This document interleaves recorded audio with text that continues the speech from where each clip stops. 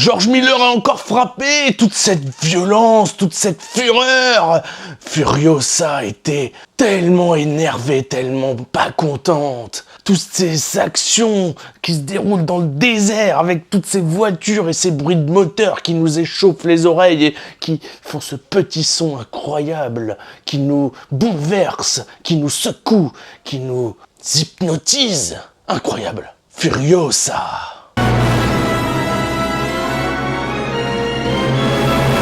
Bon alors les amis, on parle aujourd'hui de Fury Road. Non, c'est un piège, je vous ai bien eu. Non, on parle de Furiosa, le préquel à Fury Road. Donc les amis, aujourd'hui on parle de Furiosa, et oui, j'ai mis mon petit blouson de motard, même si j'ai plus de moto en ce moment. Ouais, je suis un motard en fait, ouais. Je me suis dit que pour parler de Furiosa, c'était le bon moment pour sortir mon petit blouson. Je sors de la salle, je l'ai vu en IMAX, c'était franchement excellent. Je n'ai pas du tout été déçu par rapport à Fury Road. Vraiment, je m'attendais franchement à une déception. Je me disais que ça allait être moins du lourd, et je n'ai pas trouvé du tout que c'était en dessous de Fury Road, réellement. Je trouve que George Miller est toujours aussi inspiré, et on retrouve vraiment cette ambiance caractéristique. D'ailleurs, on voit que c'est sa réalisation, parce qu'on voit que les mouvements sont un peu accélérés et tout, c'est un petit peu névrotique, c'est assez cool. Et les scènes d'action sont tout aussi performantes. On a des scènes d'action qui durent un temps dingue. Chaque fois, c'est tout aussi surprenant. Je vous parle d'une scène d'action, par exemple, avec un camion, mais qui dure super longtemps, et avec des parachutes, des explosions dans tous les sens. C'est vraiment super bon. Alors, je ne saurais pas dire si réellement les effets spéciaux étaient meilleurs dans le premier film, dans Fury Road. Je me rappelle que ce film était exceptionnel. Pour moi, celui-là l'est aussi. Donc, honnêtement, j'ai pas été déçu du tout. Le son est assourdissant, la musique est géniale, le film est excellent. Voilà. Je ne comprendrai pas ce qu'on pourrait attendre du film qu'il ne nous donne pas, parce que réellement, on est dans l'action en permanence. Je trouve que l'histoire est même plutôt cool, en fait. Je trouve pas que Furiosa ait quelque chose à envier à Fury Road au niveau du scénario. Réellement, l'histoire est cool. C'est l'histoire d'une gamine, donc Furiosa, et là, on va parler que de cette jeune fille qui va être jouée par Anya Taylor-Joy, mais pas que, parce qu'une grosse partie du film elle va être jouée par une gamine qui s'appelle Alia Brown. Elle joue bien la Furiosa enfant, qui a une certaine prestance, un regard, etc. Et du coup, bien sûr, c'est Anya Taylor-Joy qui va prendre le relais une fois adulte, et vraiment, elle nous captive. Son regard, moi je m'y ferai jamais, ses yeux me font un effet bœuf. C'est incroyable. Je suis fasciné par la prestance de cette femme. Je trouve qu'elle crève l'écran en fait. Cette jeune fille va grandir dans un monde de désolation, avec de la souffrance tout autour d'elle, de l'horreur, et elle va traverser tout ça avec la tête haute et avec une puissance extraordinaire. Et du coup, donc tout va commencer lorsqu'elle va être enlevée de sa famille et du peuple dans lequel elle vit, qui vit dans l'abondance, dans un monde de désolation. En fait, ils sont dans une espèce d'oasis au milieu du désert, et ils sont dans un endroit où ils sont un peu isolés du reste du monde, qui lui est en totale souffrance, en totale perdition. Et elle, donc cette gamine, va grandir avec bien sûr une famille qui va l'éduquer dans la capacité à se défendre, etc. Donc avec une volonté de faire. Donc cette Furiosa est vraiment exceptionnelle, et elle va être enlevée par des barbares, par des méchants garçons qui vont l'enlever de sa famille.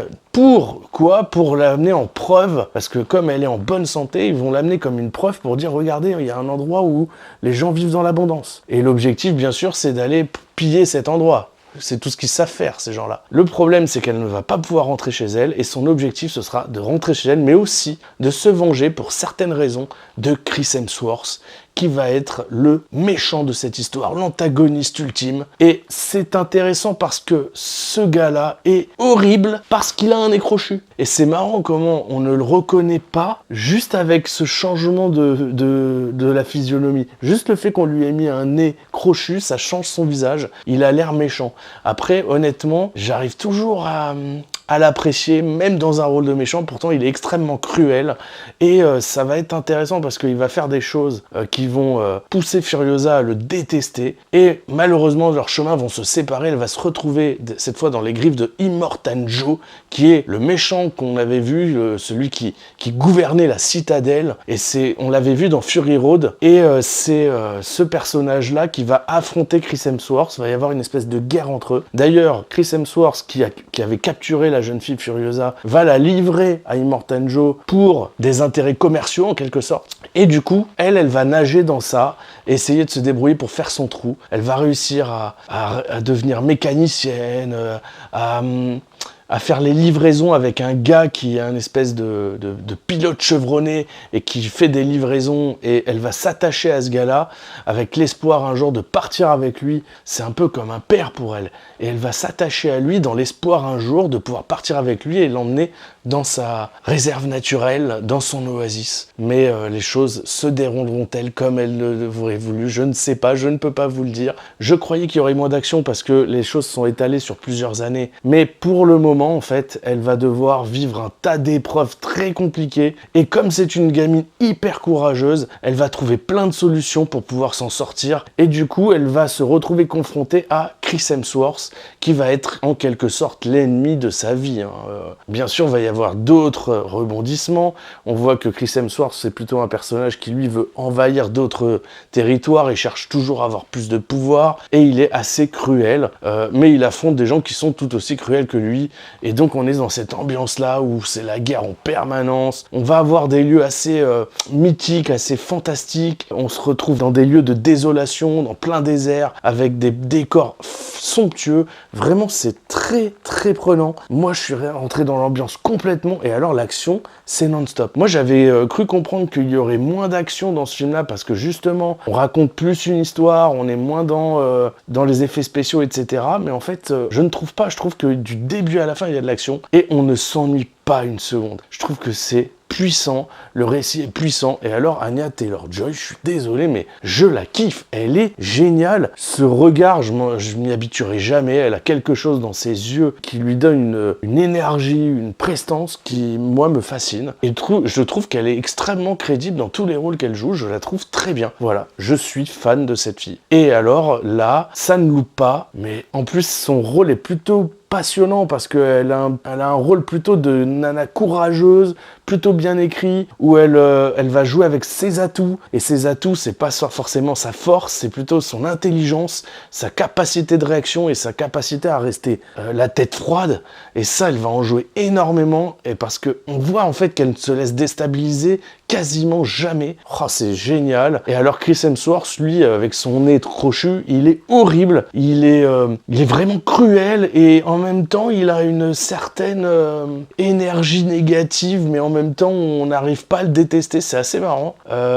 Et il y a des dialogues, il y a un dialogue notamment qui m'a un peu surpris, je m'attendais pas à ça dans un film de ce genre. Visuellement, les scènes d'action, encore une fois, sont exceptionnelles, on a plein d'idées novatrices, franchement, George Miller là-dessus, il y a rien à dire. Alors je vais spoiler un petit peu, je vais faire une partie avec spoil. Donc on a cette gamine qui va devoir essayer de retrouver son chez elle sans jamais le dire à personne. Du coup, elle va graver sur son bras des informations qui l'aideront à retrouver son chemin un jour ou l'autre. Mais de toute façon, si vous voulez, son objectif, c'est de pouvoir s'enfuir, mais avant tout de se venger parce que Chris Hemsworth a tué sa maman. À la fois l'objectif de rentrer chez elle, oui, mais elle a surtout l'objectif de se venger de ce mec. Et pour ça, en fait, elle va se débrouiller pour s'en sortir. Et à un moment, elle va se retrouver va y avoir un marchandage avec le personnage qu'on avait vu dans le premier film Fury Road, qui est l'espèce de mec avec son masque là, horrible, le boss ultime, qui est un vrai pourri, avec ses enfants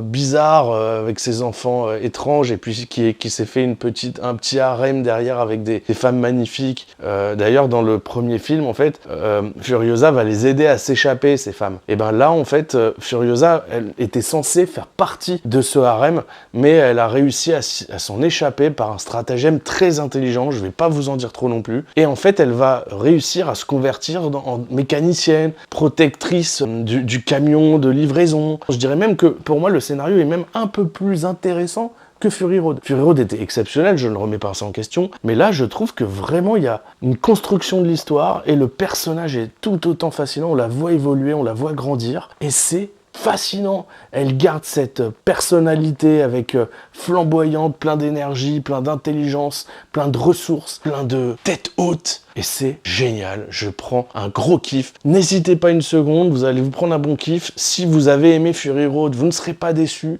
Si vous n'avez pas aimé Fury Road, la question se pose pas, je pense que vous n'irez même pas voir ce film-là. Mais vraiment, ceux qui sont fans de films d'action, qui ont envie d'une ambiance post-apocalyptique hallucinante, tout le temps dans le désert avec les moteurs qui chauffent nos oreilles, et puis ces voitures, ces camions, oh là là, c'est très très bon. Il n'a pas perdu la main, George Miller est toujours aussi efficace. Moi, je vous recommande ce film, foncez, faites-vous plaisir, vous allez voir de la vengeance, vous allez voir des scènes d'action, vous allez voir de l'intelligence, et vous allez voir de l'intelligence dans l'écriture, parce que chaque scène d'action est bien écrite, on n'est pas juste dans de la course-poursuite, on est dans des courses-poursuites intelligentes, avec plein de techniques qui sont faites pour pouvoir attaquer un camion, on est dans du chef-d'œuvre pour moi, et très percutant. J'espère que vous avez aimé aussi si vous avez vu le film. En tout cas, si vous ne l'avez pas vu, foncez dans les salles, vous allez vous faire un petit kiff. Et ben, il nous a pas déçus, il a réussi à faire quelque chose de bien. Et alors, franchement, je me suis régalé. Voilà, qu'est-ce qu'il y a? Je suis trop content, j'ai pris un kiff, j'ai pris de la fureur dans les yeux, j'ai pris une gifle de furiosité. C'était trop de la bombe. Ouais, c'est pour ça que j'ai mis mon blouson noir, pour kiffer ce moment en fait, pour l'immortaliser, comme Immortal Joe. Évidemment, c'est bien violent, donc je vous dirais de faire attention si vous êtes sensible. Et évidemment, si vous aimez ça et que vous aimez la vengeance et les scènes d'action pures et dures, faites-vous plaisir, vous allez m'en dire des nouvelles. J'attends vos retours dans les commentaires. Si vous avez aimé cette vidéo, n'hésitez pas à liker, à taper dans la cloche, à vous abonner. Je serai heureux de vous partager encore mes émotions sur de prochains films et vous faire saliver sur des moments aussi exceptionnels comme celui que j'ai vécu ce soir en allant voir ce film en IMAX, en VO. C'était merveilleux. Donc voilà, n'hésitez pas. À bientôt. Bonne soirée.